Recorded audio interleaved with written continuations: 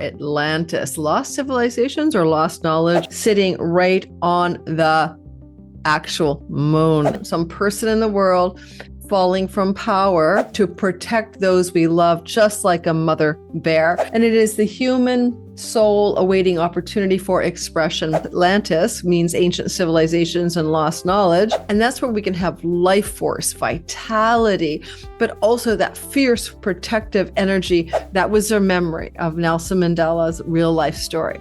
Right? Are we in a simulation or are we not in a simulation?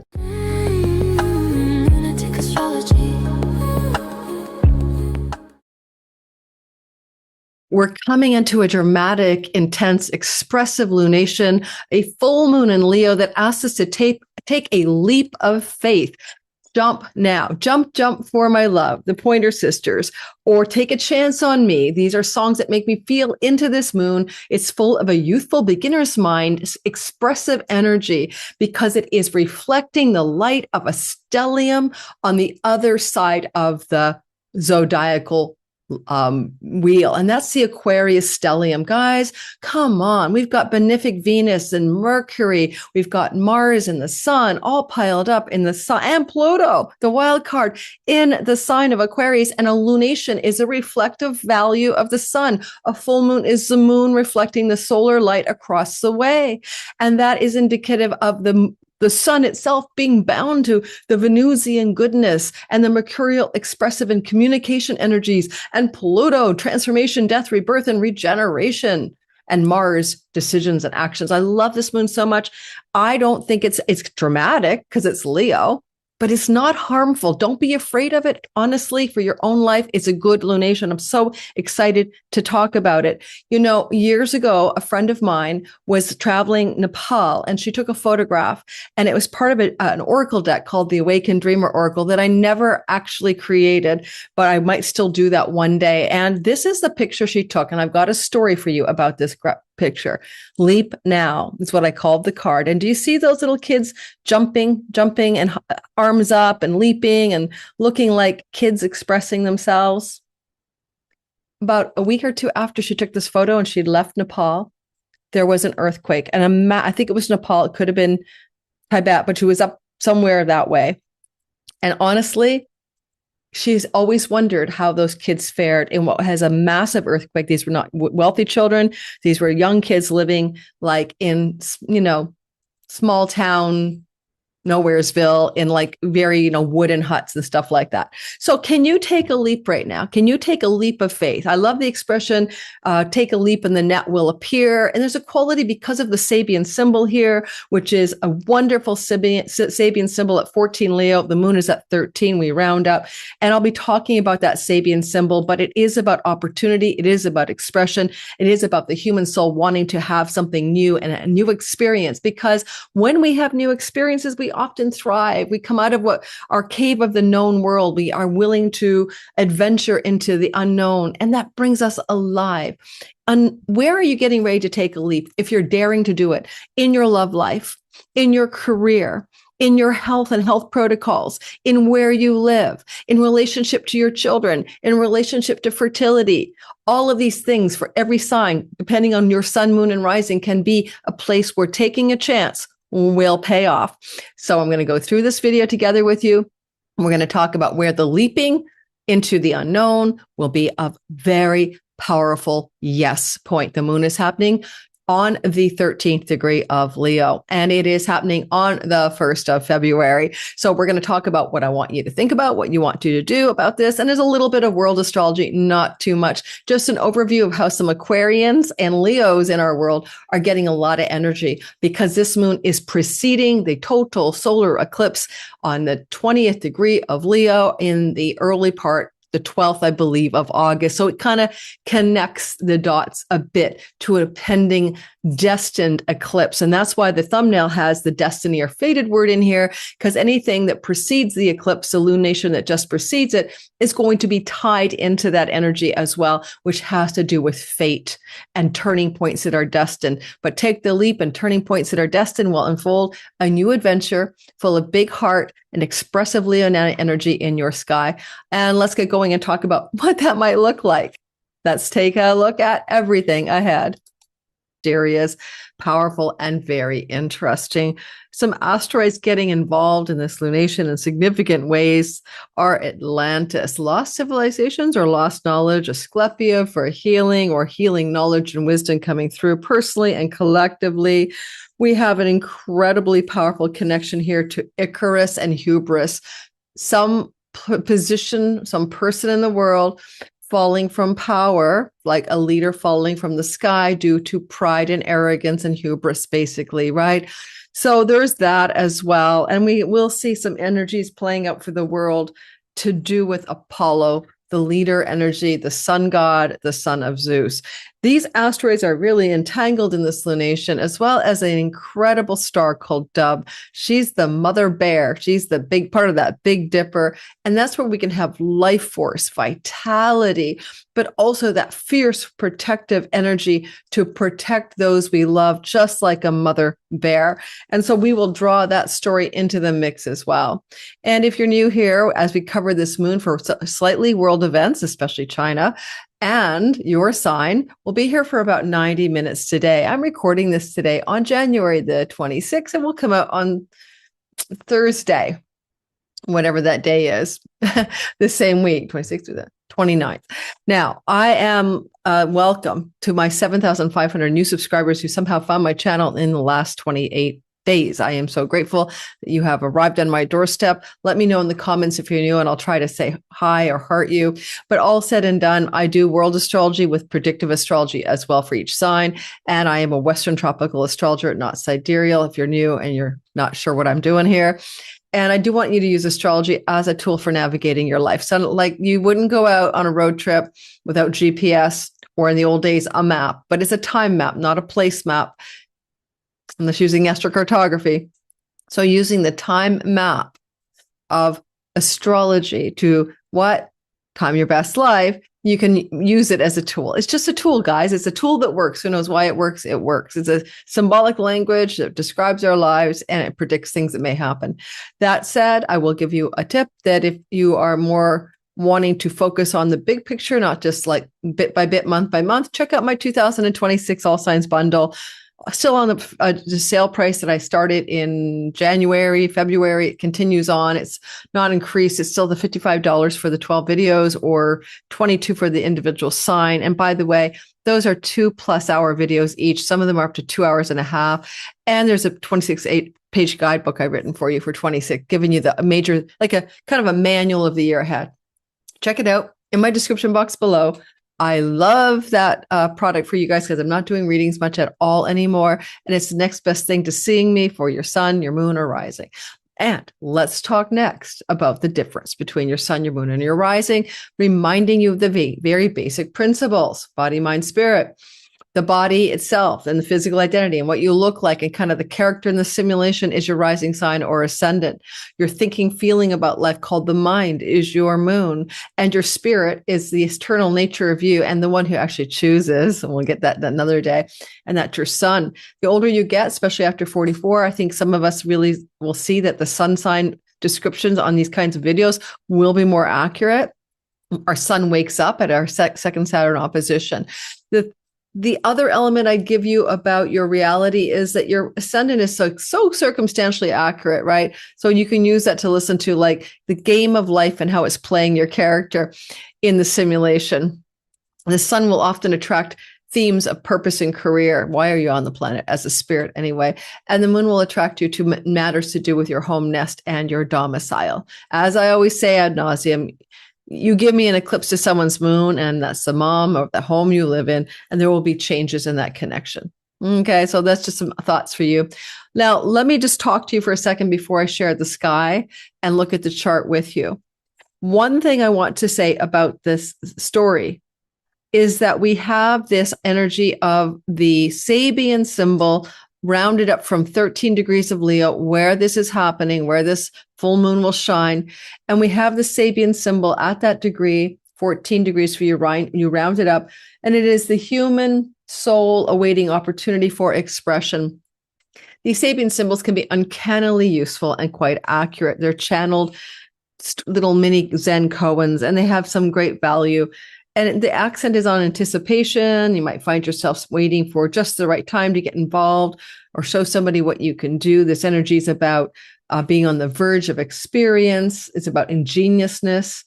It's about anticipating with childlike eagerness new experiences, innocence, an absence, like a beginner's mindset, no prior conditioning. That's kind of interesting because Leo is the archetype of the heart. That's why a lot of it's about performance and leadership and, heart-based energy. And, Leo rules your circulatory and the system and your cardiac system in terms of medical astrology. And so there is this energy of what like enlivens us, right? What brings us to life. And it's the beating of our hearts and our expression in form. So there's something always very beautiful about that courageous, heart-centered Leonine energy, but it's also creative and performative and leaderful. And indeed, we have a leader, Apollo, sitting right on the actual moon, and that's leader upon a leader, because we got the heart-centered Leonine with the Apollo sun god leader archetype. I'll show you the sky and we'll go through some very brief world events, and then we're going to move to your sign. Looking at this, and please like, subscribe, and hit the notification bell. Want to learn intermediate astrology to Divine Timing Masterclass, 4 weeks in April. This is for intermediates using divine timing tools. Some of them are really esoteric. Come join me there. If you're brand new, you'll be lost. So don't come in unless you're at least an intermediate level knowledge holder. The Canadian English Dictionary, it's in my description box, info down there. This is my handy oracle. I carry it everywhere with me. I taught a course on 5 tips for psychic use development for anyone who doesn't think they're psychic. And I have it replayed at my members only section here on YouTube. But it's fun. It was a paid course to learn that stuff for yourself. I opened the dictionary this morning and I said, tell me what this moon is about.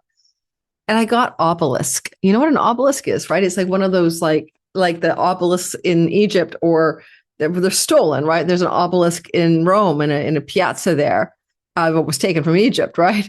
So the obelisk is we think of it as in an ancient way, although technically it's a 4-sided stone column tapering to a pyramid at the top. Okay, that's what it actually is. When we think of obelisk, we think of Egypt. And you know what? You can't make this poop up, because lo and friggin' behold, as this moon is exactly happening, we see Venus conjunct Imhotep, which is Egyptian, Imhotep. And so we're going to talk about that too, because I think with the asteroid Atlantis and Imhotep being activated, things to do, and Atlantis lost civilization, Imhotep, obelisks in Egypt and stuff, I'll give you more in a minute, we can possibly see some weird shit going on around lost civilizations, ancient knowledge and ancient wisdom coming off this lunation, this full moon. It is not a day in the life of. The full moon is seated, by the way, last July 24th. Then it unrolls its goodness into the world, or its stuff into the world, for up to 6 months. And now we're taking it a little further in a fullness, in a completion, or a fruiting energy. However, I will give you this. Things that happen near July 21st will likely be on the menu of news events all over again. So what are some what's some things that happened in July? It was on the 24th. Let's talk July just very briefly. And we're also going to focus for world stuff, like who are some Leos and Aquariuses that might be impacted, because it's the axis, right? The sun is in Aquarius, the moon is in Leo. Erica Kirk is a Leo rising. I rectified her. She actually said her hair is a lion's mane one time. We have Leo rising Erica Kirk. We have Leo rising Donald Trump. We have Leo rising J.D. Vance. We have Leo rising nation Iran, right? We have Aquarius rising nation China, who hit the news cycle today, Monday, January 26th, because they fired a top general. She fired a top general accused of spying for the United States about stuff to do with nuclear capacities or something in China, for one of the reasons. And so we see a lot of that China story building intensity, especially through to April, which I can't cover here right now. And a lot of my world astrology is now condensed into Substack weekly articles. Go over there. It's free. I had the video I put out Monday, today, demonetized twice, and I had to keep recording a new intro because I actually talked about a world event that happened on the 24th in a northern state in the United States, and I didn't use enough code words like pow pow or unaliving and stuff, and I used real words, and I was demonetized, and it was really painful here on this YouTube environment to speak authentically, truthfully, without being shadow banned or without being demonetized. So I have to code it and do my best. All right. Now, let's see what I have to show you in the sky so we can all vibe out together. Just before I do, I don't know if anybody any of you are like me, in love with natural gemstones. Like I have dozens and thousands of these babies, but this is a beautiful trio. This is gorgeous rose quartz, jasper, and rhodonite. It was given to me by Otter Spirit, who I support their jewelry. They help otters in the wild, and they make beautiful AAA grade gems. And I just love what they do. I love the spirit of what they do. I'm not making money from them. I'm giving you a discount. There's a discount code under my description box. If you buy more than $100 worth of gems, you're going to get, I think 30% off. Otherwise, it might be 15 just to buy a la carte for something like this. But what I love about this is not just how beautiful they are, but each of them comes in a box. And inside this beautiful box, honestly, is a gorgeous little felt pouch. And inside that are the cards that describe the gems. And I don't know, I'm very much about being motivated by things around me. Like that's why I stick my yoga mat on the floor, even though half the time I forget to go and use it. So like it's got these little sayings, you know. So if you're wearing rose quartz, it reminds you your love for who you are. And, you know, it's really a good heart chakra energy. And Leo 9, the reason I pulled this out today is to share like the Leo heart-centered energy. And it is connected to best for Taurus, Cancer, Libra, Cap. And then rhodonite, I'm kind and compassionate to myself and others, you know. So you get the vibe, right? And, you know, honestly, it's not a hard sell. You like this kind of shit or you don't like this kind of shit. I'm brave and I won't give up, red jasper. So this is a mini trio, right? And if you go to their website, you'll see you can order preset mini trios just like this. Like you can look for your sign, Aquarius or Virgo or Taurus, and then you can look at the trios they have for you, or you can custom make your own trio. So there we have it. Just want to share Otter Spirit jewelry. And how would you find them? You go to their website, Otter Spirit. It's in my description box below the video. It's a beautiful website. It's easy to navigate. And I'm not going to do it here today. I'll be doing one more share of this beautiful trio before I think we get to, good old Valentine's Day. If you have any friends that you wish to share beautiful, what do you call it? Jewelry with meaning, I guess I would say. I would suggest you go over to otterspirit.com and do that. Like, okay, now that I'm here, I guess I will share Otter Spirit with you, but not too much because I want to get back to the astrology. This is a beautiful thing. You can shop by bracelets. You can shop by zodiac, which is so much fun. And there you get so many choices. So that's the vibe. And you've got a discount code from me, okay? And I've had so many of their jewels. They just send it to me to share. I share because I love collecting them. Let's talk about the sky. Let's go over to the chart of the actual sky. I used to be able to open up a share button. You wouldn't see my screen. Then I would click a window and I could share you the window. But now for something has changed. I'm going to have to call Zoom and get in customer service because it's coming off of Zoom that I'm no longer able with this new update to do it properly. And so it's getting a little frustrating, I have to say. So here's our sky. And here you see the moon at 13 degrees. Go back to July 24th as well, because that's going to help you think about things that happened back then in your life or in the collective. Now that makes me wonder, in July, was there anything going on with Giza, the pyramids, lost civilization, archaeological discoveries, lost knowledge coming back to us? Okay, I have a sense of what this is going to be. And I think back in the summertime, you might remember last year, maybe it was probably July or August, there was a lot of chatter about the new technology of scanning the pyramids and the Giza plateau from sort of a kind of an X-ray machine satellite who was maybe looking at it like you would do a sonogram. I'm not sure how it worked. And I do believe there were Italian scientists saying that there are cylindrical spirals underneath, one of the pyramids, and that there's stuff underneath there's space underneath some of the stuff that, like, what is underneath there? So this is what I think might be happening. So hold me to it, guys. Let's come back in the comments. I want you to watch what I'm going to say. Let's come back when? Well, the moon is on the first of the month, right? And this video is coming out on Thursday, whatever the day is. I have no sense of time anymore.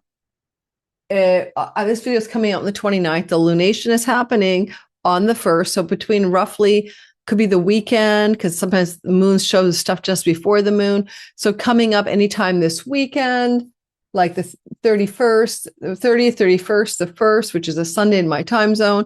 Add 2 more weeks through to mid-month. I would give it to at least like the 15th of February. I think we're going to see this story come out. Watch what I found, okay? I wish I could make it so that I can share it with you. Maybe I can, I don't know. And not have this huge, you're going to see my messy friggin' desktop every time. Here we have it. Da-ta! Okay, this was all over the news, by the way. This was a teaser. Jerusalem Post had it. CNN covered it. But roughly back here, this would be in mid-November. This guy, Zawi Hawass, is going to reveal a major pyramid discovery in 2026.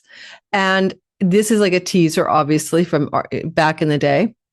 But it talks about that analysis suggests that some uncovered structures may shed light underneath the pyramids on the sequencing and engineering methods used during the pyramid's construction.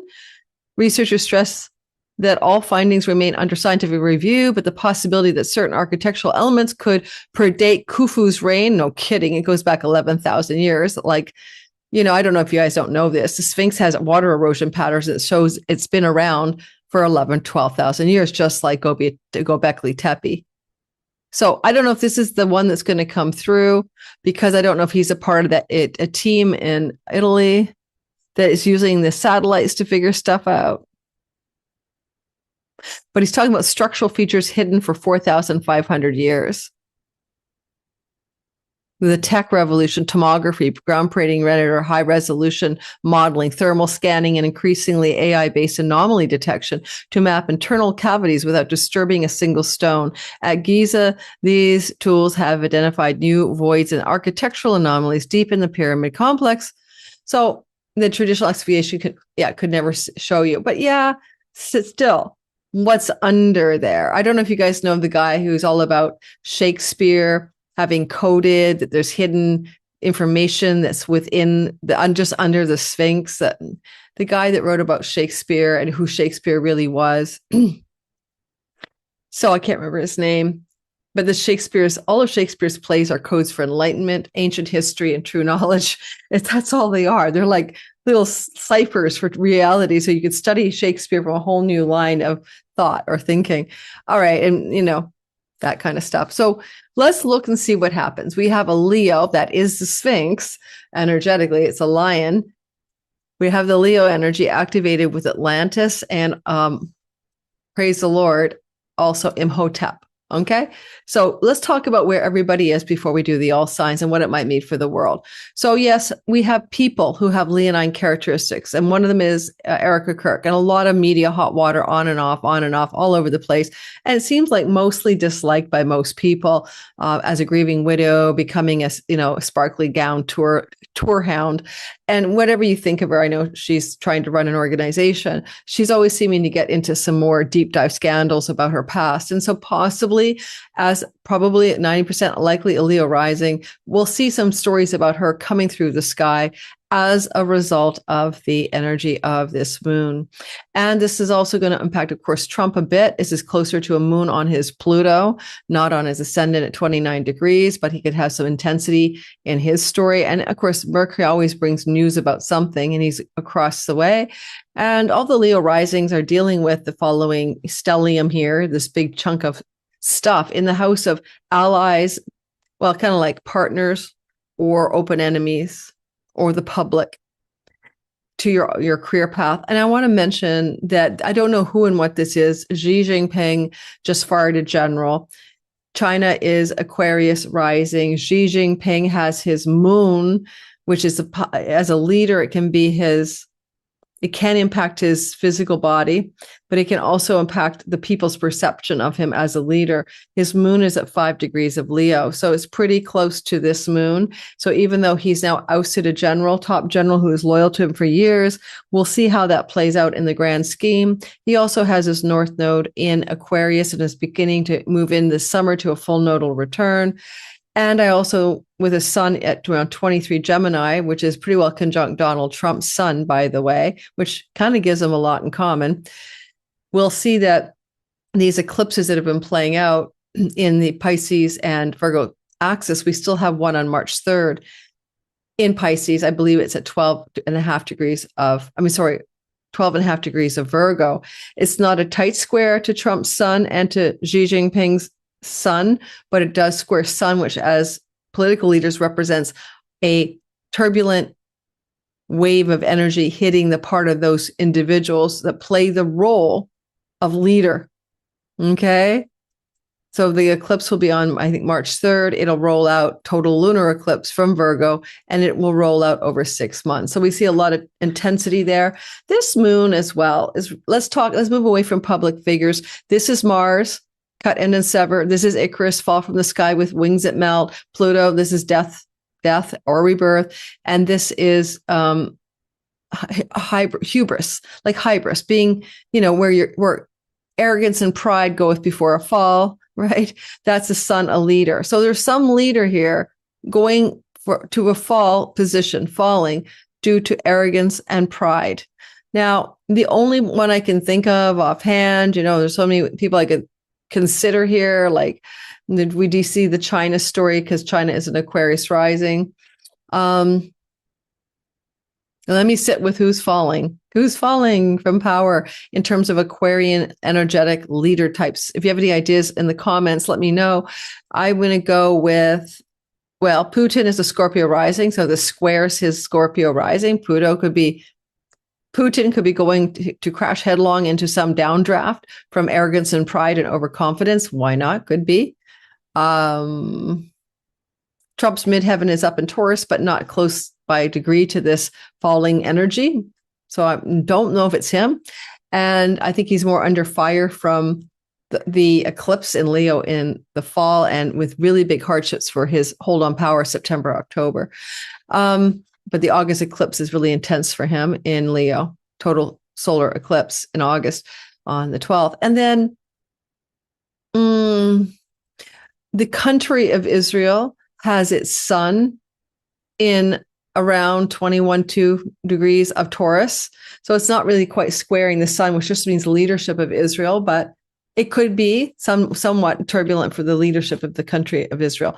I'm going to tell you, I can write a lot more depth and speak freely at Substack than I can trying to tell you world astrology here. Okay, it's just the truth of it. I write in depth over there. I'll be talking about this moon in terms of its astrocartography and what countries it rolls through. So if you do like that kind of stuff, consider please coming over there and getting your content where I am unprohibited, where I'm safe to speak aloud, the unspeakables, okay?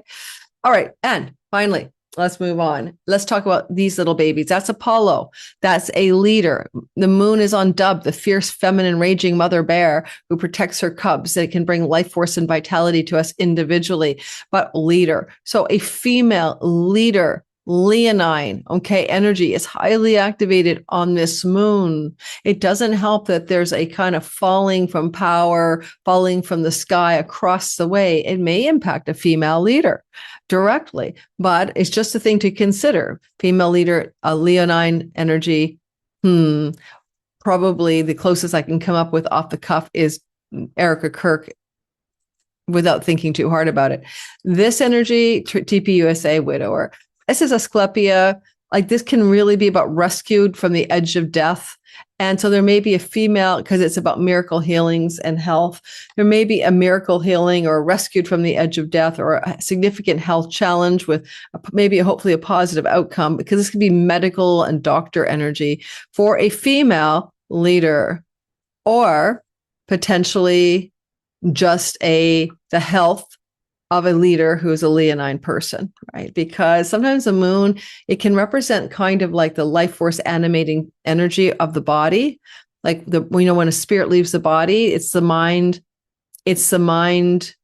thinking complex that identifies itself as the Lori or whatever that leaves the body on death or out of body experiences. And that's very much the lunar energy. So with a health challenge and a leader and a fall, there may be a major story about a health challenge for a leader connected to the Aquarius and Leonine themes of the sky coming through the moon at about 2 weeks to see it for sure. Like it won't take 6 months. You'll see it sooner than that. And in that case, go back to July 24th for stories about health challenges with world leaders and people connected to the Leo storyline.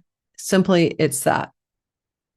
This is America, right on Donald Trump's ascendant right now, more or less. And that's going to be there for a while because of a turnaround. God bless America, kind of whatever this is about. A lot of intensity with the asteroid America on Trump's ascendant as we speak. Right now, that's pretty close to Mars. And we have riots and protests about what happened in Minneapolis. And he's the president and he's having to deal with what's going on in America.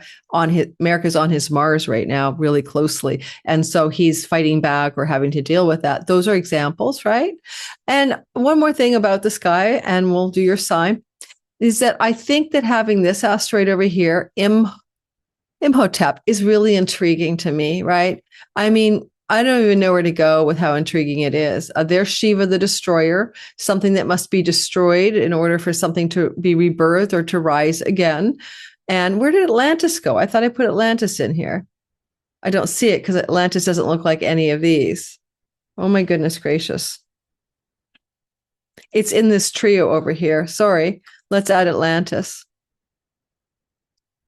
How did I not add it?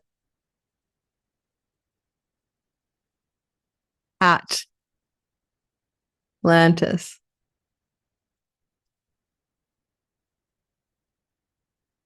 There's Atlantis.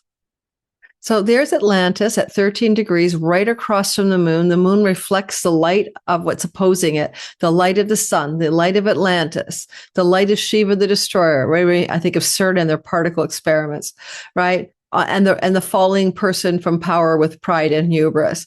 But hey, Atlantis means ancient civilizations and lost knowledge. And Pluto means uncovering or revealing, and Mars is digging or investigating. And here is Venus, the goddess of beauty and love and peace, next to Imhotep. And Imhotep is the fusion of intellect with practical skills, wisdom to build something that will last, well, the pyramids, knowledge of a larger picture concerning health and healing, and possible healing abilities to restore full strength. So there's some themes I'm seeing. I just think if that's about building something to last, and it's next to Atlantis, and we have this Egyptian overlay, I think we're going to see that Atlantis, by the way, diaspora, they built Machu Picchu, Göbekli Tepe, the pyramids. It's all the same lost ancient civilization. It's all one thing. Before the Younger Dryas period, in which some catastrophic event, most likely they say like an asteroid or whatever, comet chunks hitting the earth and melting the glaciers, causing flooding, and on we go. And so volcanic eruptions, displaced water, whatever else chaos it caused. So there's proof of that in the geological record. Okay, so that all happened around, I think it was like 11,500 BC. And therefore, that's how old the old civilizations really are. And we're going to find out more about that. We really will. At the end of this, I'm doing an outro on the Mandela Effect, my stories about the Mandela Effect, probably caused by CERN's Hadron Collider in 2009. And we'll talk about my magical stories about the Mandela Effect. If you don't know what that is, wait till you get to the end of my video and you'll know what it is. The outro will be after the last sign. Do you guys have any thoughts about Atlantis here and Imhotep being on the sun? Well, I think we could even find just like another uncovering, right? Like, oh my God, in the jungles of, China, or in the forests of the Yucatan Peninsula or somewhere, or in the jungles of the Amazon.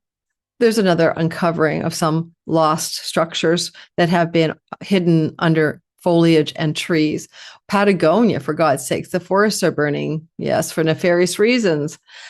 And possibly when all the burning is done, those forests that have burned, there will be discoveries of actual buildings that don't make any sense. They're way too old. They're way too mysterious. All right, that's some thoughts I have. Let's start out. I'm going to break rank and start with Leo today. And that's because, of course, the moon is in Leo. And I think for all of my moons, I'll start with the sign from now on in which the moon is occurring. Don't forget to like and subscribe. Please hit the notification bell and check my description box for everything that you need to know about me. All right, Leo, sun, moon, and rising sign. So first, like any new moon, full moon cycle, like the third week of July, you planted a seed. You want something new and fresh in your life. You want it to reflect who you are because you are Leonine and the moon is in your sign brand new in July. Now, July 24th to be precise. And so you might find that this time is going to be where you, as a Leo rising, especially, fulfill some desire of self-expression in a fulfilling and completing and harvesting way, like the fruit on the bough. It's luscious, it's becoming bright for you here. And at the same time, it can be about ending, because every lunation that is full must now wane in its light. And so you've hit a peak stride of some kind of power. And of course, we have watch out for falls and arrogance and pride, right? And melting wings across the way. But you are literally at a peak light period, and you're going to go down from that light. So you're now maximizing something that you try to create, and you're going to feel this energy, I'd say February 1st at a month until the next full moon. Okay, so there's a lot of this sense of inflation of a goal or expression.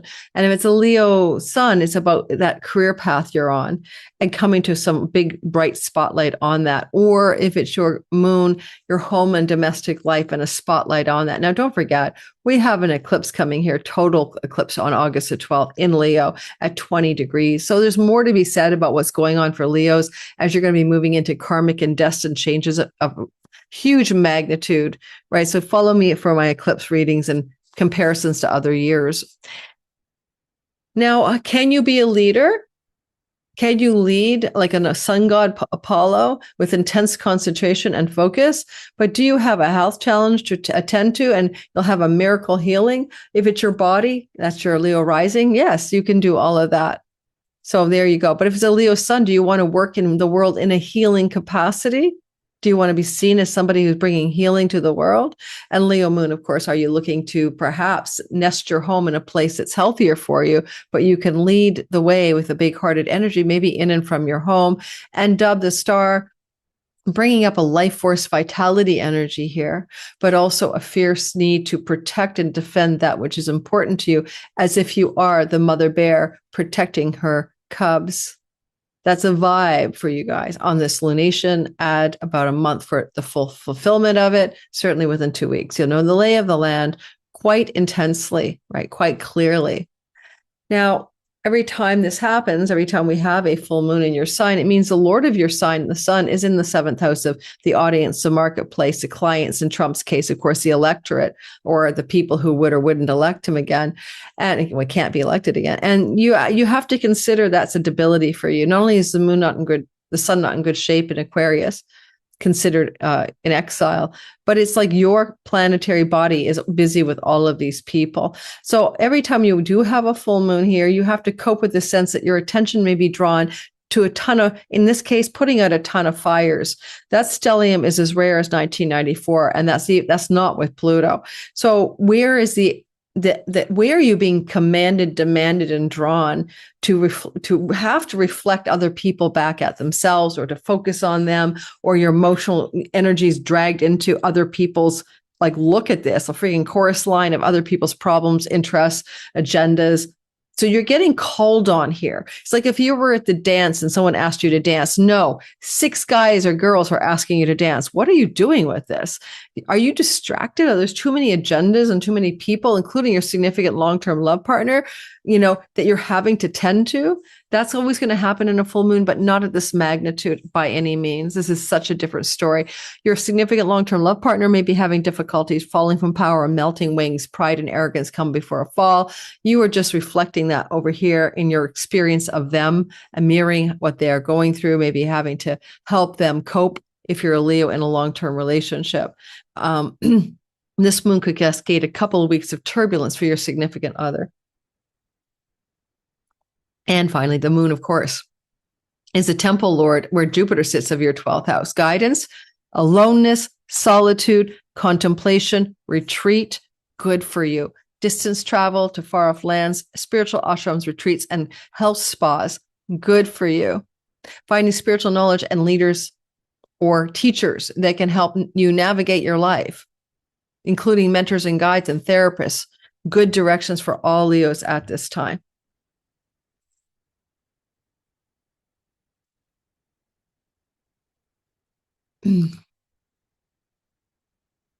Virgo, sun, moon, and rising sign. This is a full light in the sky coming through in your 12th house. And that's powerful because you planted a seed there in July 24th.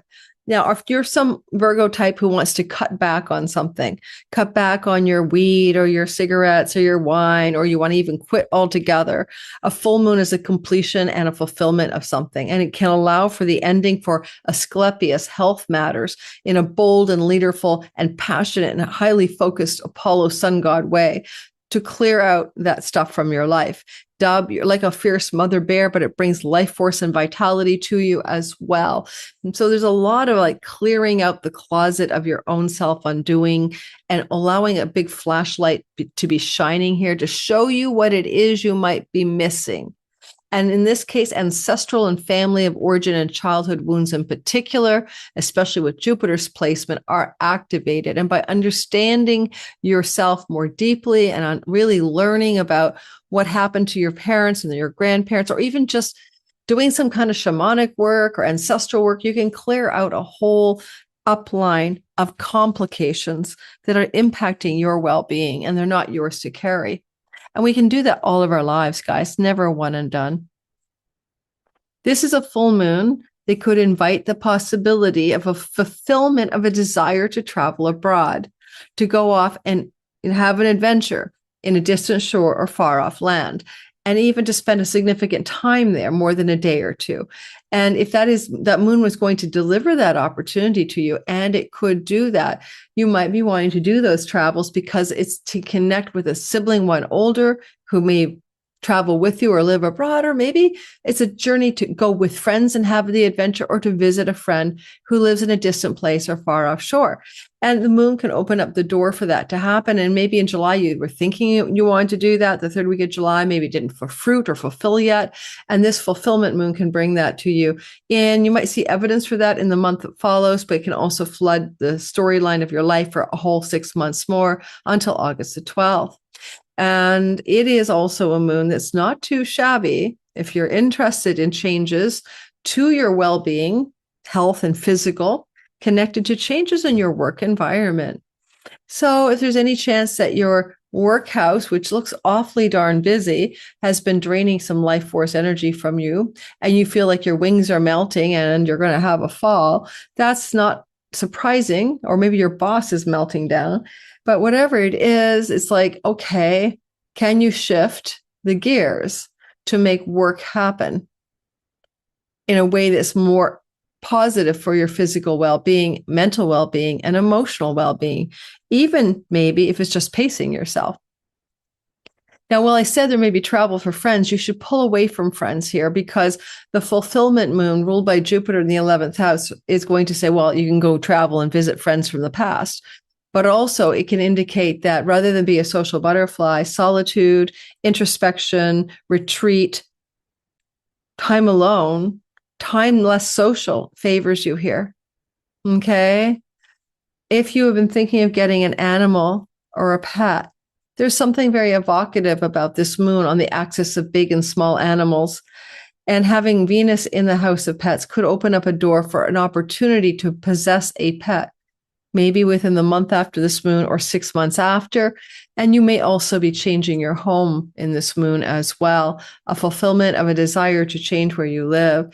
If you do change where you live under this sky, it likely looks like you're not buying or selling, but rather renting. That could be very much the story under this kind of sky. And ultimately, this is uncomfortably busy, right? And this is rare. 1994, that busyness in your 6th house of health and work and pets and debts. Anyway, rentals. I think that you need to take time out. So this could be colleague, coworker socialization. Too much of that, too much of a good thing. Not, this could be just too much work on your plate. Time alone, downtime, quiet time. Yes, please. And pulling away from activities that are work or social life, especially if it's collegiate or work-related socialization, Mercury rules your career, to take self-care, introspection, and healing time for yourself. All right? That's what I'm getting for you guys. Libra, sun, moon, and rising sign. First things first, this is a sky that tells me that this is a full light and it's fulfilling a seed planted in July 24th-ish. And it's in your house of good spirit, but it's also a house of career gains. And ultimately, when the spotlight's there and it's full and bright, you are big, full and bright in the public eye, influencing people, having greater success in your career. Could be perks like awards, rewards, promotions, raises, just the money that's pouring in from the work you do in the 10th house. And Jupiter is blessing your 10th house. Now, a full moon here may complete something as well over the next 6 months, like you may fulfill a completion around certain work projects or even friendship groups that no longer are your cup of tea, completions around certain friendships in particular. A full moon, it could be a female leader, right? Apollo, who want Dub, full of life force and protective energy like a mama bear, who wants to be an ally, a patron, or a benefactor and support you and help you in getting some achievement professionally off to the races. Especially because this moon is in a trine to your 7th house. And there's a sense therefore that, especially if you operate in the field of having a public or fans or a marketplace or a large number of clients or customers you serve or sell to, this can really lend itself to a nice energy flow here. But maybe somebody wants to help you or lend a hand and we're looking for female energy.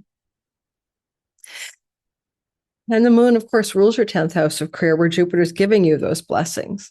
So this is the perks and rewards of that career. Putting a spotlight here can put a spotlight on your long-range goals and dreams. What is it you want to experience in your life, especially professionally? And ultimately, with the stellium not seen since 1994 in your 5th house, you might be feeling a bit like overwhelmed with the preoccupation with a significant romantic partner, and the energy is being drawn, you're being drawn to focus on, right? Because, hey, there's a lot going on here, and Venus is the lord of your sign. And she's being propelled to the 5th house, and yet you have a moon spotlighting the 11th. There is a good news story here. This could bring a fulfillment of a desire to come into a kind of windfall or pennies from heaven or lottery win. Venus could bring that here, and Mercury is the ballot or the lottery ticket. But I like the energy too of your moon, the moon reflecting, all of that Venusian energy. And this is Venus in her joy. I wonder if you're going to find yourself falling in love with somebody you meet in a friendship group circle or professional capacity. Coming off this moon, you're going to add 2 weeks, right? There may be connections to changes in career in July and how you can meet somebody through the work you're doing in the world, whether it's a colleague or someone in a meeting or through a friendship circle. And the energy of Venus here with the stellium, it could be fertility. So you or your children and pregnancy, and the full moon being like the public announcements, for example. And lastly, if you are at all desiring to start a entrepreneurial business, this could be an auspicious sky to indicate you would have a big spotlight in the world for any entrepreneurial gigs that you want to look at fulfilling, because you wouldn't start it brand new in a full moon, but like taking it to the next level somehow, taking your creative, artistic, and entrepreneurial projects to the next level. And this kind of sky, that includes publications and book publishing and international success. I like this moon in your professional world a whole darn lot. And I like the idea of fertility, children, grandchildren, and falling in love a lot. And so we'll see how it goes. The moon itself is in the top of the sky and it's full, and Jupiter's, in the moon's temple as well. It's interesting to see it another way as well. And Jupiter is 12 houses from the moon. And so there may be some very amazing spiritual openings for you connected to your creative, artistic, entrepreneurial, and professional directions. You never know. Let me know how that goes for you, Libra. And are you falling in love with someone new? This is not, or are you falling back in love with somebody you're already with? What the heck is this passion play down here that the moon reflects in the world at large, in your social life? You could be announcing to the world you're going to get married or something like that in the next 6 months with this kind of sky, if you're unmarried at this time.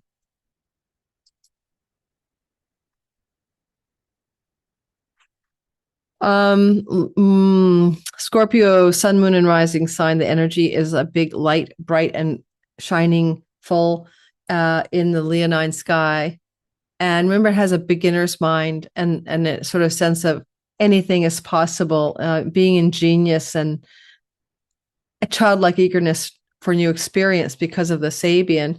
And it's in your 10th house, very important. Kentron of the chart. These are the stakes of the chart. Houses 1, 4, 7, and 10. It's like how the wheel of fortune spins on the momentum of these angles. And it looks to me like you are going to either fulfill some goal or achievement in your career space that you set in motion at the end of July last year. And if you're not liking where you're working, every full moon you have here every single year could indicate a fulfillment, like completing the order, right? And then it wanes, a lot less of attention to that part of your sky. Apollo is a sun god and a leader. He's a son of Jupiter. By the way, Jesus is a sun god, if you didn't know that. So the Apollo archetype, sun god, leader, energy, Ra is a sun god. You are literally doing sun godding in your career space, right? And a full spotlight is up there, and you got a fierce mother bear, vitality. And I don't know what the healing is here. Like, this could be a medical problem with a father figure, or this could be you healing some issues you have about taking leadership in your career space. And with this kind of a sky, it's likely to look like, if you're professionally wanting to advance, that opportunities will emerge for you to advance in that sector called professional achievement, because it's being fueled and sourced in a stellium you haven't seen since the same time of year, 1994. Without the asteroids, it's still a stellium in the 4th house, the root of the chart. It's possible that you're going to see the moon reflect all the goodness of Venus, a greater benefic, lesser benefic, Mercury, news and information, hidden civilizations under your house, action and decisions and unstoppable power, Mars, Pluto, being reflected for you in the career space. But your home life is extremely busy. Look at what's going on. And I would have covered this in other videos, but this is also hinting at the potential of legacy wealth, inheritance money, bequeathments, but wanting to open up a door for you in this part of the sky. Now, that's been true already ever since Jupiter entered your 8th house a year and a half ago. But sometimes the inheritance money breakthroughs don't come for some people until Jupiter enters the 9th house of courts. So there is something going on here. And I just want to point to all of this because Mars and Pluto and Sun can be the death of a father figure. And this can be like the weddings and wakes. Now, I hate to say it that way because you might be talking and doing a eulogy. I'm sorry, that's life. When, I don't know, give it a month after the moon, maybe up to 6 months after, because this is where we get wed, and this is where we have funerals. This is christenings and baptisms and bar mitzvahs and bat mitzvahs and public ceremonies richly acknowledged by everyone. So I'm just warning some of you that that's a possibility, not a probability. Some of you may not have any father figures or not going to stick around anymore. So that might be a moot point. Quite possibly a full moon here that will escalate and advance your career to a new height with Apollo, the sun god, a new level of success. It's especially useful if you're in the 9th, do anything in the 9th house here, like publishing, teaching, communicating to internationally or anything like that, because Jupiter's amplifying the moon's temple as we speak.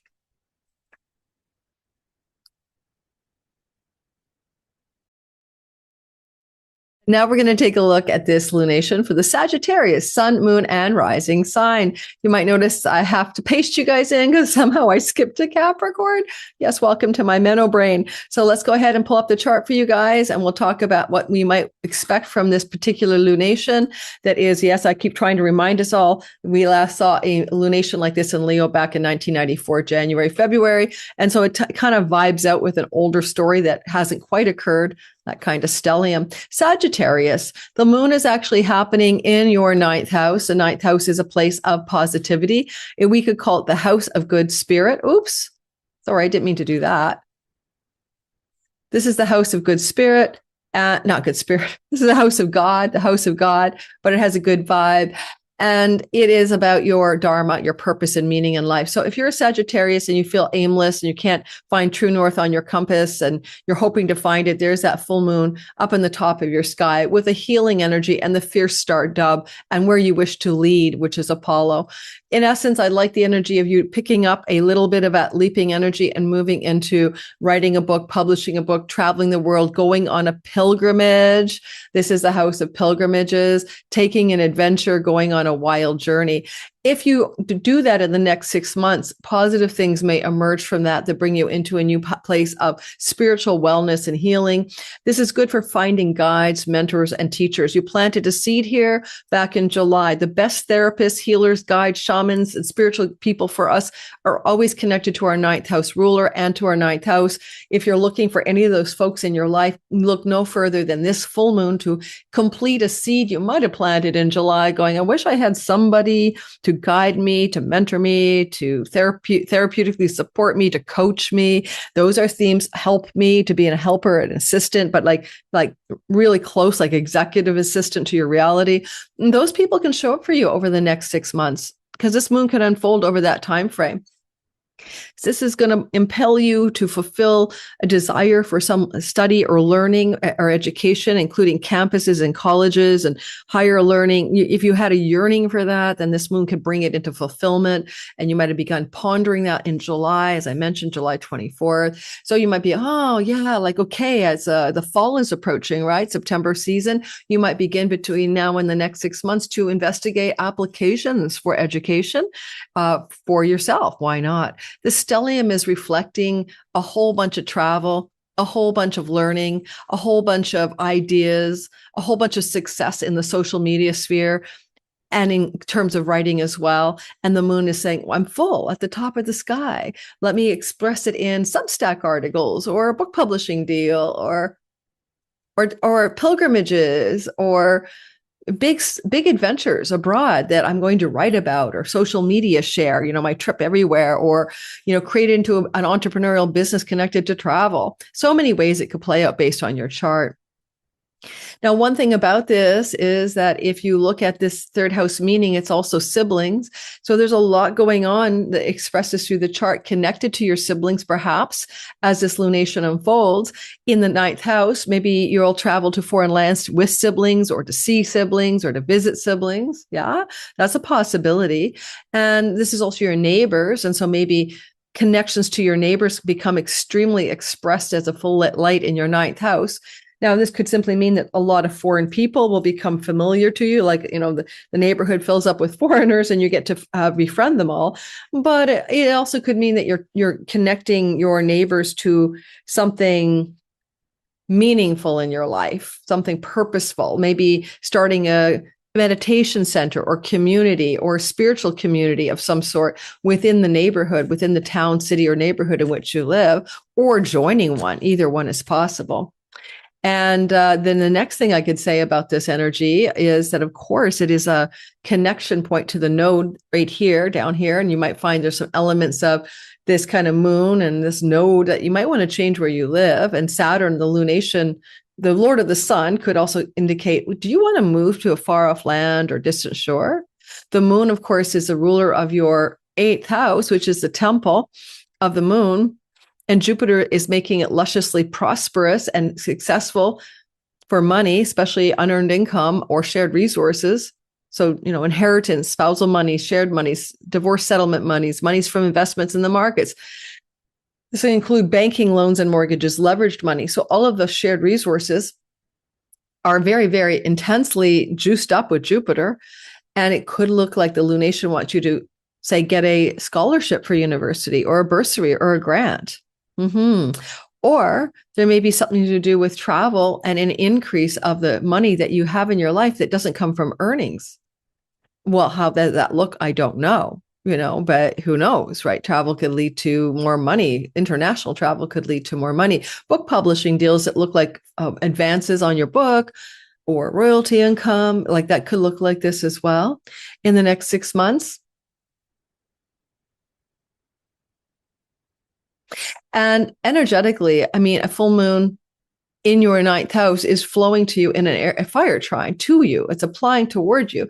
So there's a lot of personal healing for Sagittarius. It's okay. Like there's a healer archetype, which makes me think of therapeutic coaching, guiding, mentoring, because it's ninth house stuff, right? But there is like a leaderful and healer energy coming at you, whether you're to attain or become a leaderful, healing, energetic in a spiritual or purposeful, meaningful way. Like this could be Doctors Without Borders. Are you going to go travel the world and be a doctor or nurse without borders? Medical, international, purpose, fierce protection of the children, Dub the bear, Mother Bear. So only you will know. If you are not from America, United States in particular, this all-seeing eye of America, the asteroid, could mean that something important to do with the United States of America. It could be travel, it could be going there, people from there. It could be book publishers from there, universities and colleges in America. If that's a part of your yearningness, then yet that might be a part of the story as well. So Sagittarius is you're always ready for an adventure. You are a fire sign. You are always the half full cup. Things are optimistic in the life of a healthy Sag. And this is only going to boost your desire for adventure. And if you're missing a kind of unknown territory and strange new place that you want to discover, whether it's armchair travel or real life travel of wisdom, knowledge, and new exploration of spiritual truth, ninth house, or you're yearning for a pilgrimage or a long-term, long getaway, spiritual getaway. I love Mars here. He says, travel abroad, go to distant shores, find your ashram. He owns your 12th house. And Venus is like, and do it for karmic service, be of service in the travel. Try your hand at being of service and in journeys abroad. There's a possibility that you might come into a new love story with somebody in a foreign country, foreign land, not connected to the place where you were born, okay, or the place where you currently live. So if you're single, I could give you that, but you're probably going to have to take some adventures to meet that person, or they are the backpacker adventurer in your hometown and you meet them that way. So hopefully that gives you some ideas, Sag, about what you can expect for this lunation. Don't forget liking and subscribing. It does help my channel. And let's move on to the next sign. The next sign is Capricorn.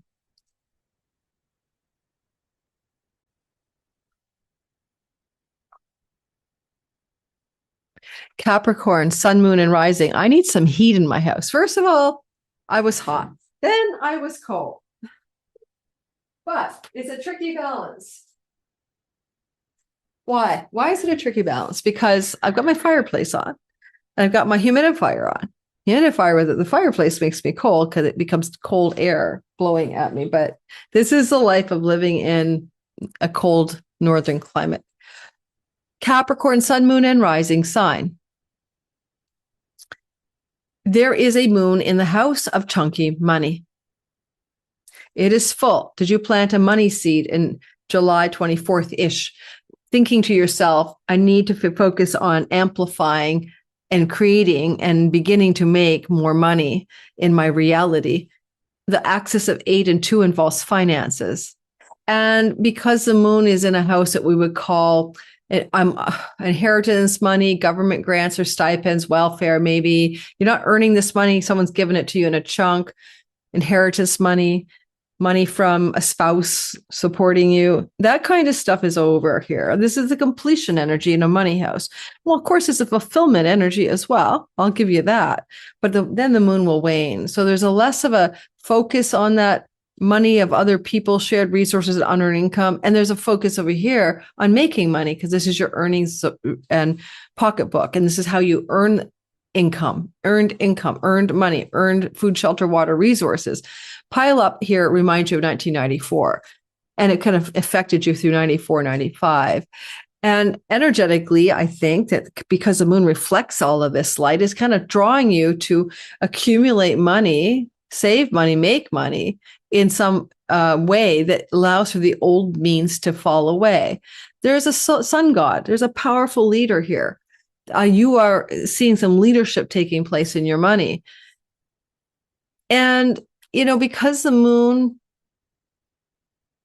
is also in a trine, more or less. It's a broad trine to Chiron because the moon is happening at, 13 degrees, but Chiron at 23 is kind of big, broad energy. But you might have a shift here for you of where you want to live, a shift of your domicile or your home. And the energy that allows for this shift will be financial. So you might have to you might be able to say, wow, I've got enough money to rent a home, buy a home, sell a home, and move my home. But some of the financial access is really activating the money stuff as well. Mars rules your fourth house, and he's being reflected really nicely by the moon in your eighth house with chunky money. You might invest in a home. You might find a business partner to collaborate in buying a home. You might rent a home as well. So there's some changes in home connected to money that this moon might propel you to look at. Expect that maybe within about a month of this moon, if you're going to make any changes of home, you'll see what that is. Okay, you'll know what it's about. This moon is ruled by, of course, this moon is, of course, the owner of, the moon's in its home kingdom.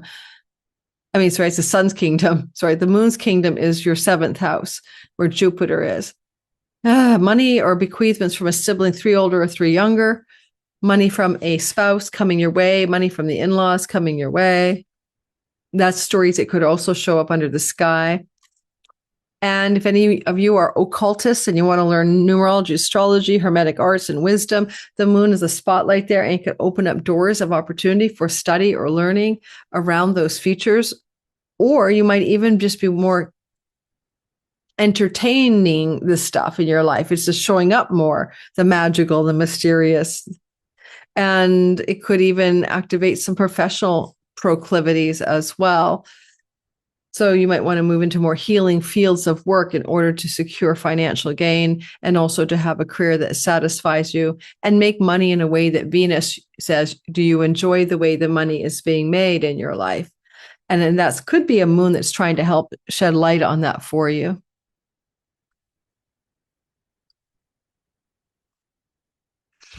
Aquarius, sun, moon, and rising sign. I think you're going to feel on this lunation, I am one of you, I'm a rising, that your focus on marriage partner type relationships is being highlighted for your attention. Go back to July 24th and ask yourself, what was I thinking about long-term love at the end of July? What were the patterns of my thinking? What were my ruminations about it?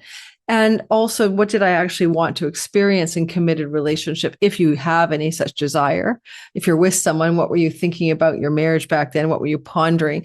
Because there's like a flashlight over here, right? And it's a big light, a bright light shining in the other house, right? Of other people. It's particularly often relational, like really significant committed love partners. There's a leader energy, Apollo.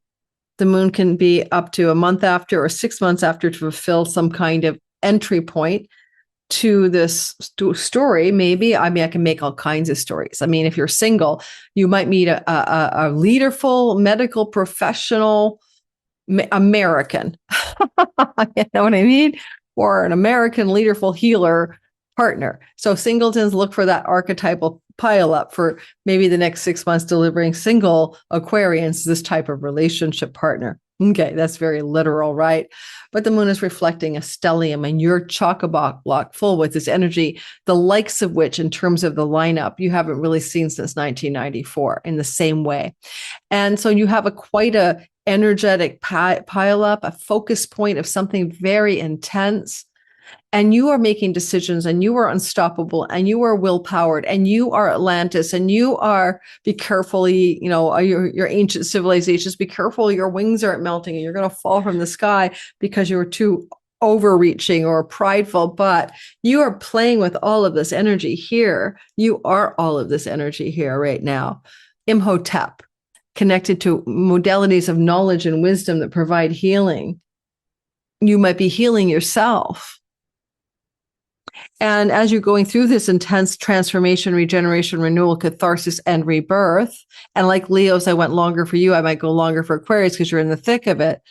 Seeds you planted to achieve all of that have fruited, right? From the new moon in your seventh house, July 24th, to the full moon here. If you serve a client base, audience, public, marketplace, fans, if you have a public that your 10th house results in here, because not everyone does, the miner in the bottom of the mining shaft isn't serving a public.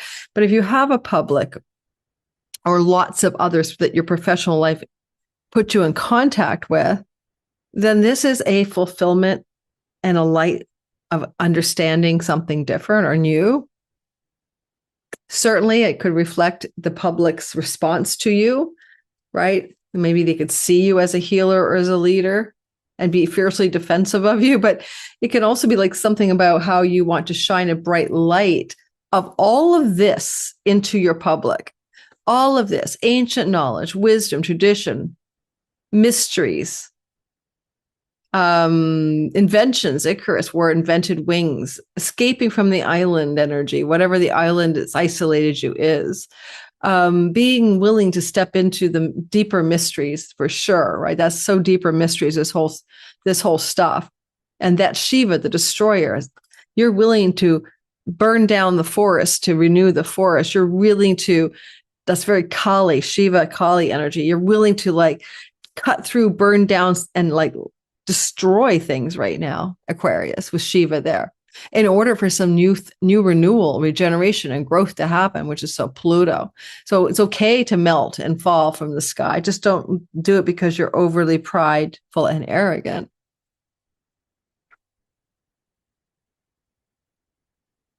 I think sometimes it's good to keep lunar diaries. I don't do it, but I don't know, if I think back to me as an Aquarius rising, don't forget Aquarius sun, career related and father related, moon, mother related and home related, nest related. I think that the end of July was, I had a 2.5-year relationship with an American, and we had to travel back and forth. It was a lot of work, and we're best friends now. And if I remember correctly, by the end of July, we were basically doing the old namaste energy. You know what I mean? We knew that we were moving towards friendship. And so I think that it is around the end of July at about a month through August, because he left in the third week of August, that became obvious to me. And I recognized that, so did he, that the relationship was to become friends and transition from romantic love. And therefore, the seed that was planted was a door of ending and therefore opening to something new. So that's my example. Any other Aquariuses remember their relationship to the public, the audience, and marketplace, long-term love and commitment, as it pertains to the last week of July to maybe the third week of August? What were you up to back then? Because there's always a thread that connects these new and full moons. There's always a thread. You just have to look for it. The moon is a ruler of your health and work. We see a lot of health asteroids here. We see this Asclepius. We see Imhotep, who can be about knowledge for health and healing. Jupiter is guiding you towards knowledge and wisdom to improve your health.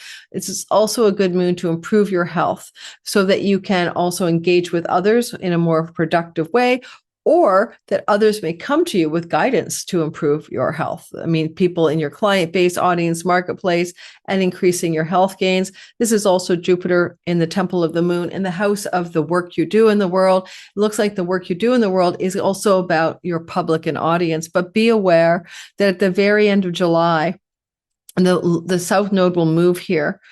And in August, there will be an eclipse here, and the South Node will pull your attention away from this public audience energy, although it can bring a karmic and destined relationship to you. When it comes to expenditure of energy to the audience, you're going to be pulling inward and backwards for some reason.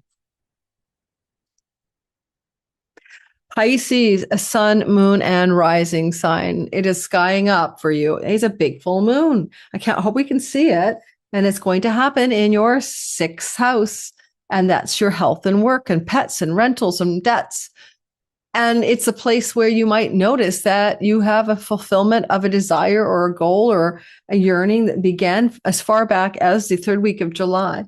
Now, did you want a pet? Do you need to rent a property to live in?